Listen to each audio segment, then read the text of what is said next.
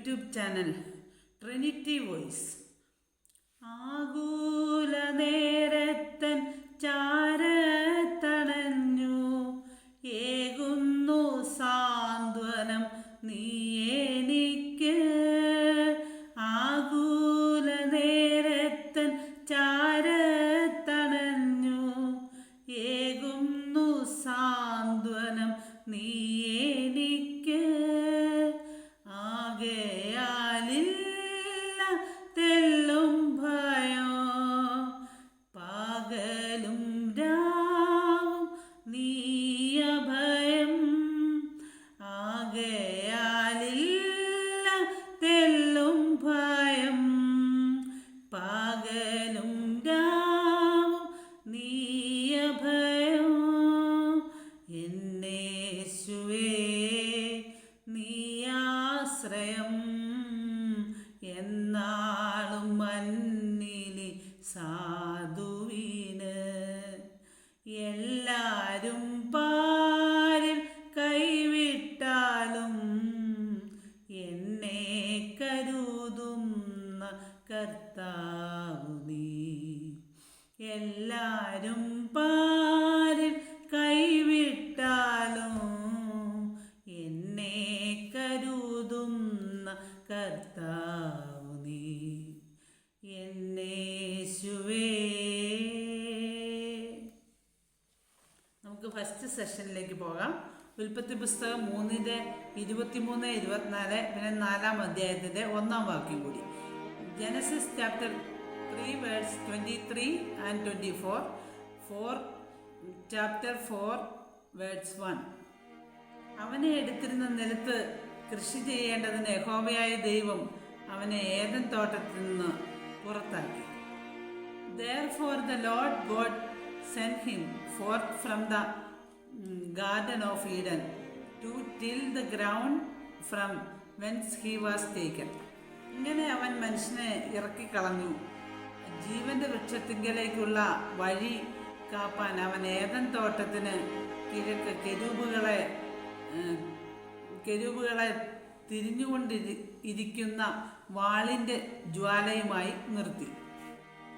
So he drove out of man and he placed at the east of the garden of Eden cherubims and a flaming sword which stand very way to keep the way of the tree of life. അനന്തരം മനുഷ്യൻ തൻ്റെ ഭാര്യയായ ഹവ്വയെ പരിഗ്രഹിച്ചു. അവൾ ഗർഭം ധരിച്ചു കായീനെ പ്രസവിച്ചു. യഹോവയാൽ എനിക്കൊരു പുരുഷപ്രജ ലഭിച്ചു എന്ന് പറഞ്ഞു. And Adam knew Eve his wife, and she conceived and bare Cain and said, I have gotten a man from the Lord. ഇനി നമുക്ക് സെക്കൻഡ് സെഷനിലേക്ക് പോവാം. റിക് വാറിൻ്റെ ബുക്കായ പർപ്പസ് ഡ്രിവൺ ലൈഫ് എന്ന ബുക്കിലേക്ക്. Many people are driven by the need for approval. They allow the expectations of parents or spouses or children or teachers or friends to control their lives.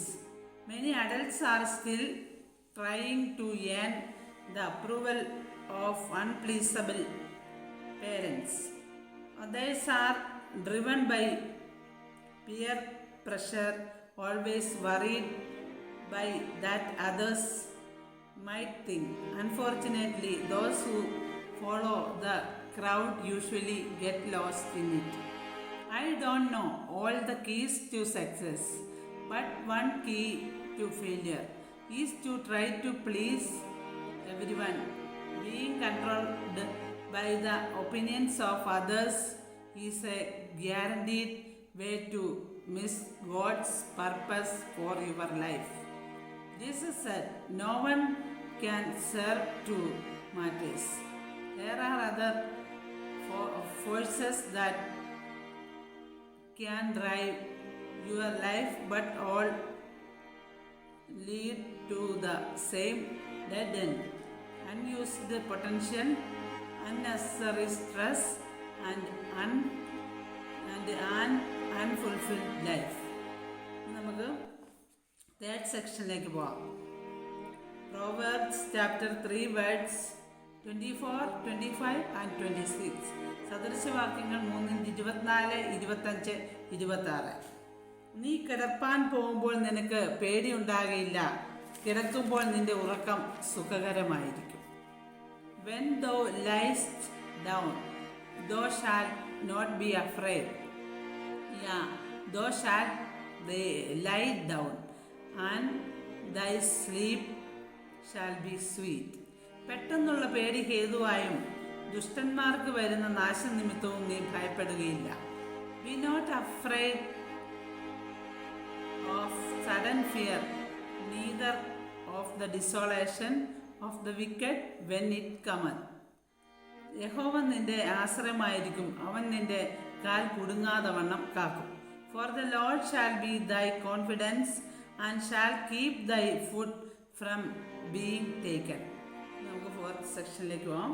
Fourth section for children.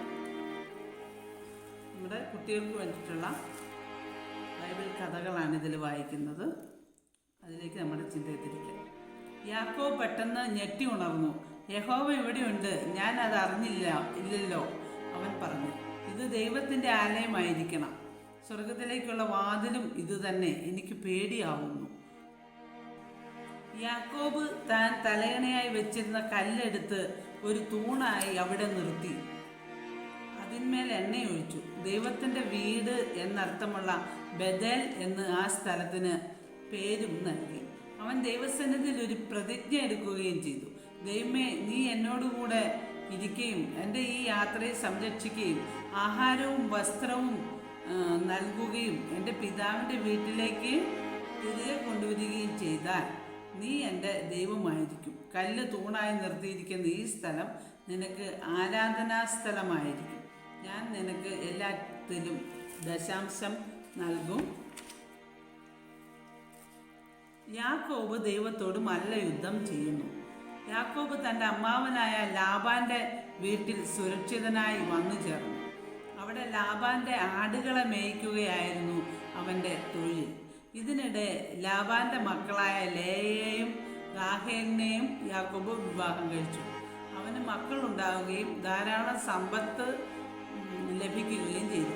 അങ്ങനെ ഇരിക്കെ തൻ്റെ വീട്ടിലേക്ക് മടങ്ങിപ്പോകുവാൻ യാക്കോബ് തീരുമാനിച്ചു. അവർ യാത്ര ആരംഭിക്കുകയും ചെയ്തു.